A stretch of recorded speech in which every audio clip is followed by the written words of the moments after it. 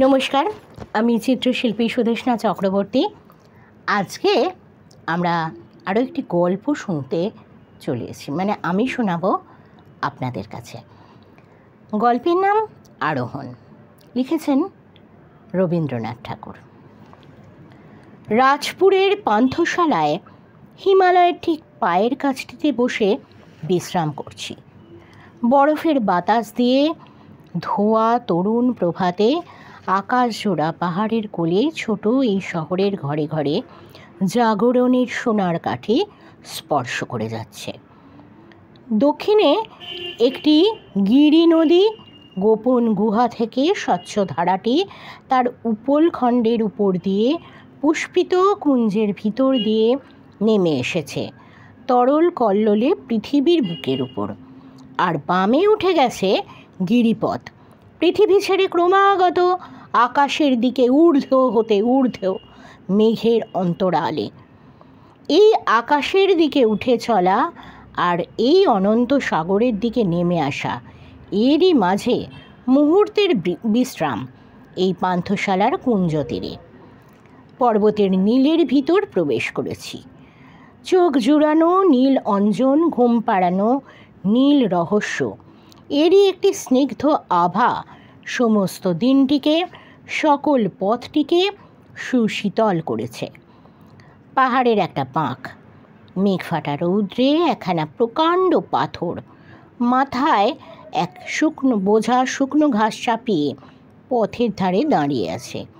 ওধারে ভীষণ একটা ভাঙন, পাহাড়ের গায়ে অগ্নিদাহের ক্ষতচিহ্নের মতো কালো দেখা যাচ্ছে।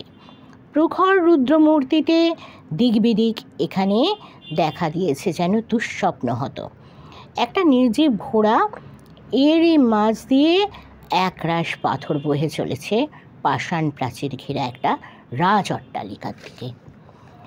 এই পাহাড়ের আর একটা বাঁক, বনতরুর ঘন পল্লবের তলায় ছায়া, একখানি নীড়ের মতো পায়ের তলা থেকে মাথার উপর পর্যন্ত ঘিরে নিয়েছে।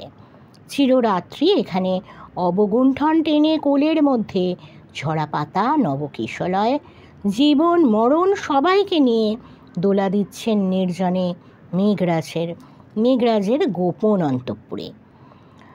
পর্বতের সানুদেশ অতিক্রম করছি, দুই ধারে উপবন, তারই মাঝ দিয়ে পথ। জনমানব নেই, কিন্তু সমস্ত যেন কারা সযত্নে সুমার্জিত করে রেখেছে। সুবিন্যস্ত তরুশ্রেণী, সুশ্যাম সুচারু তৃণভূমি, তারই প্রান্তে দেখা যাচ্ছে পার্বতী মন্দির, সুধা ধবল।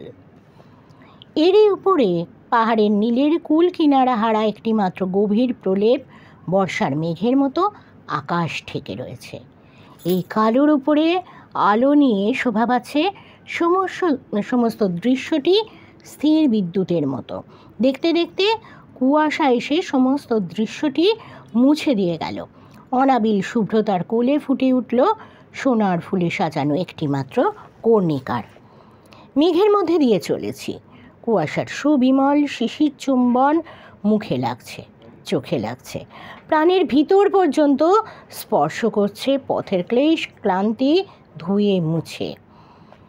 পাহাড়ের একটি অন্ধকার কোণ, লতা পাতার ভিতর থেকে একটা জলপ্রপাত নেমেছে, তারই উপরে অপরিসর সেতু ছত্রাকে ভরা জীর্ণ একখানি কাঠের উপর ভর দিয়ে রসাতলের দিকে চেয়ে রয়েছে।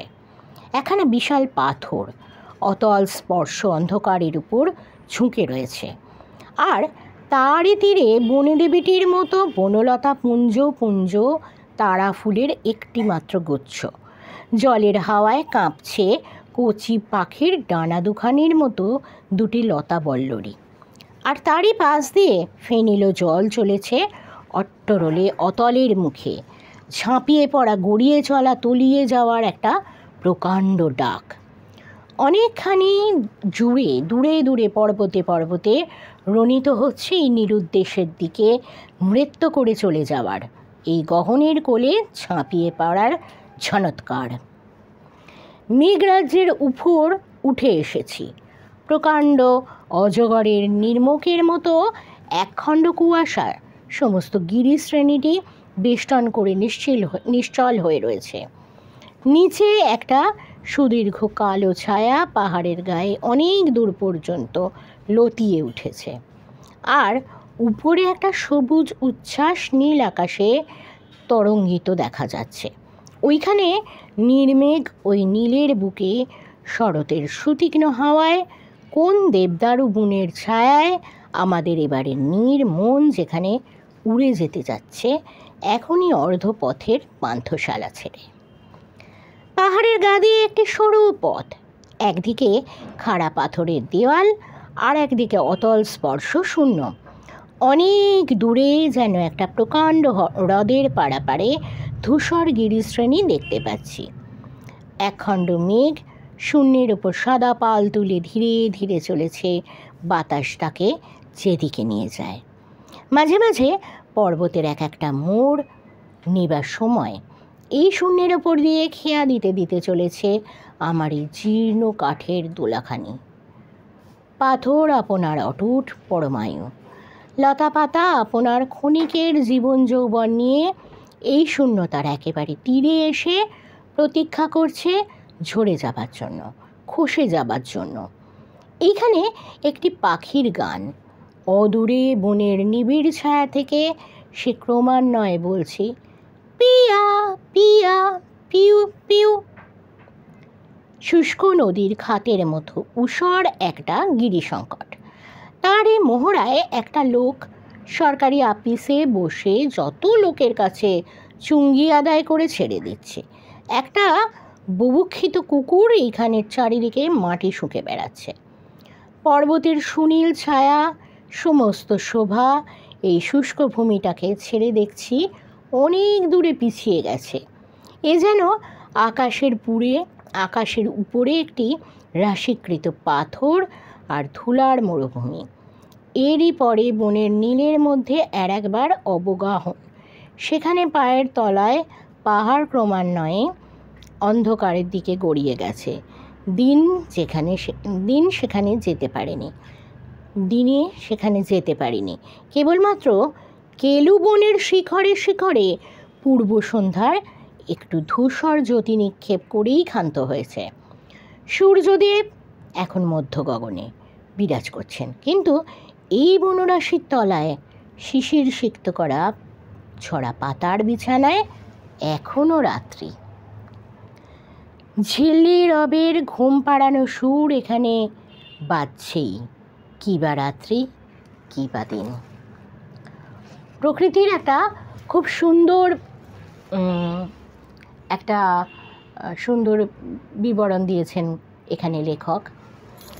আর পড়তে পড়তে আমার মনে হচ্ছিল আমি যেন কোনো একটা বরফ ঢাকা পাহাড়ের দিকে এগিয়ে চলেছি, এবং যখন আমরা ওই পাহাড়ে বেড়াতে যাই সেই সময়কার স্মৃতিগুলো চোখের সামনে ভাসছিল। তো আপনারাও অনেকেই পাহাড়ে বেড়াতে যেতে পছন্দ করেন, আশা করি আপনারাও ওনার লেখার সঙ্গে নিজেদের রিলেট করতে পারবেন। আজ এই পর্যন্তই জানিয়ে আজ সান্ধ্য আড্ডা থেকে বিদায় নিচ্ছি। আমি সুদেষ্ণা। প্রত্যেকে ভালো থাকবেন। হ্যাঁ, আবেগ ঘন অনেক গল্প নিয়েও আমি আপনাদের কাছে আসব। প্রচুর গল্প রয়েছে আমাদের শোনার মতো, এক এক করে আসব। আজ শুভরাত্রি, নমস্কার।